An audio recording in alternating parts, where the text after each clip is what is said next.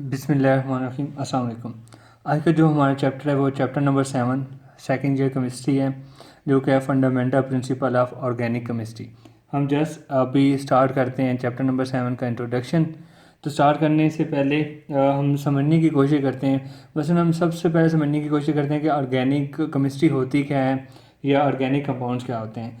तो सबसे पहले इंट्रो में हम देखते हैं कि 200 साल पहले अप्रॉक्सीमेटली 200 years ago ये समझा जाता था कि जो ऑर्गेनिक कंपाउंड्स हैं, जितने भी ऑर्गेनिक कंपाउंड्स हैं, वो सिर्फ़ और सिर्फ हम या तो एनिमल से हासिल कर सकते हैं, किससे हासिल कर सकते हैं, एनिमल से हासिल कर सकते हैं या प्लांट से हासिल कर सकते हैं। ऑर्गेनिक कंपाउंड्स को लेबॉर्ट्री के अंदर हम प्रिपेयर या तैयार नहीं कर सकते।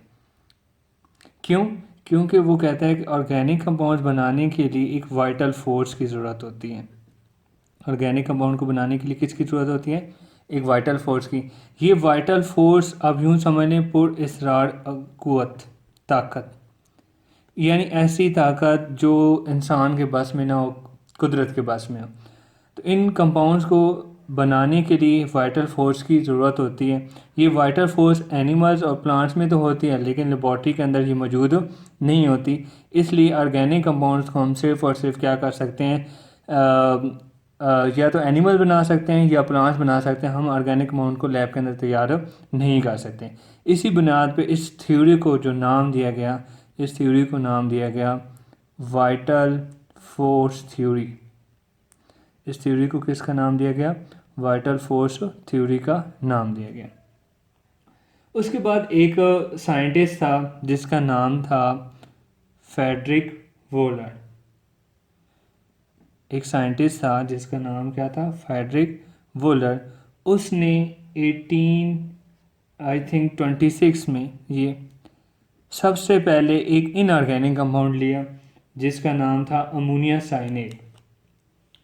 उसने क्या किया? अमोनिया साइनेट यानी NH3 2CO, अमोनिया साइनेट, जो कि क्या था? Inorganic compound. उसने इसे क्या किया? हीट किया और इससे एक ऑर्गेनिक कंपाउंड तैयार किया जिसका नाम क्या था? यूरिया था। एक CNO, अमोनिया साइनेट। इसे दोबारा समझिएगा। एक साइंटिस्ट, ये CNO है, CNO। एक साइंटिस्ट जिसका नाम फ्रेडरिक वोलर था, उसने 1826 में क्या किया? एक इनऑर्गेनिक अमोनिया साइनेट लिया और उससे हीट किया और उससे एक ऑर्गेनिक अमाउंट तैयार कर लिया जिसका नाम क्या था? अमोनिया। और अमोनिया क्या है? ऑर्गेनिक कंपाउंड है। तो अभी आप देखें, वाइटल फोर्स थ्योरी तो ये कहती है कि ऑर्गेनिक अमाउंट को हम लैब के अंदर तैयार नहीं कर सकते, लेकिन फ्रेडरिक वोलर ने एक ऑर्गेनिक अमाउंट लेबॉर्ट्री के अंदर तैयार कर लिया। इसका मतलब ये हुआ कि जो वाइटल फोर्स थ्योरी थी वो गलत थी। मतलब उसने वाइटल फोर्स थ्योरी को क्या कर दिया? रद्द कर दिया। उसने कहा कि वाइटल फोर्स थ्योरी ठीक नहीं है, हम ऑर्गेनिक कंपाउंड्स को लैब के अंदर, लेबॉर्ट्री के अंदर तैयार कर सकते हैं। उस दिन के बाद हमने मिलियन के हिसाब से ऑर्गेनिक कंपाउंड्स को लेबॉर्ट्री के अंदर क्या किया? तैयार किया। और वो ऑर्गेनिक कंपाउंड हमारी जो डेली रूटीन, डेली लाइफ के अंदर बहुत ज़्यादा यूज़ हो रहे हैं, रोज़मर्रा ज़िंदगी के अंदर बहुत ज़्यादा यूज़ हो रहे हैं।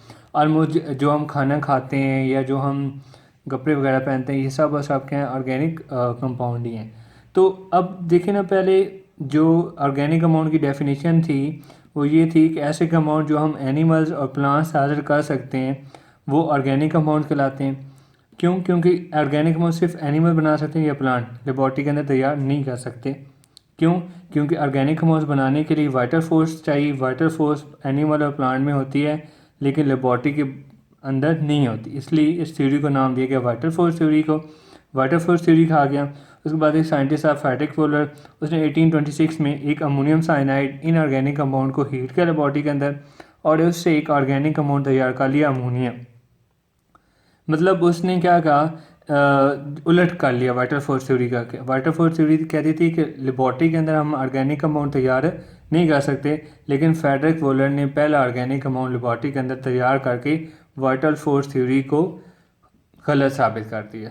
और उस दिन के बाद हमने मिलियन के हिसाब से ऑर्गेनिक कंपाउंड लेबॉर्ट्री के अंदर तैयार किए जो कि हमारी डेली लाइफ के अंदर यूज़ हो रहे हैं।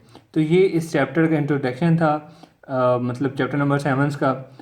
तो आई होप सो आपको वाटर फोर्स थ्योरी समझ आ गई होगी, फ्रेडरिक वोलर भी का वर्क भी समझ आ गया होगा। तो इससे आगे हम modern definition of organic chemistry करेंगे।